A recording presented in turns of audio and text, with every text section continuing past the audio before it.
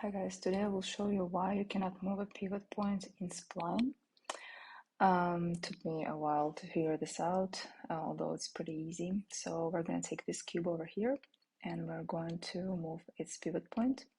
So first you need to obviously group this according to the instruction Spline docs. Okay, I'm grouping this, now it's group 2.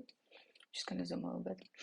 So what you need to do is you need to make sure you do one very important thing. So for example, if I press Command Option right now and try to do anything, nothing is happening, even though the group is selected, the parent is selected, right?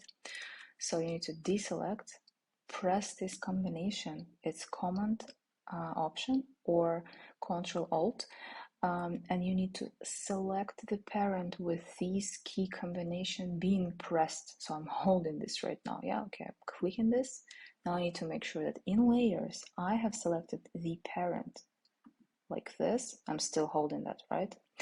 And now you see this little box. This box is your visual indicator that you are going to move the pivot point right now. And I'm going to move it right. So that was the secret. So the secret is in that you have to actually hold the combination before you select the correct item. In this case, it's the group, yeah, parent component, and only then you can basically move the pivot point. That's the secret.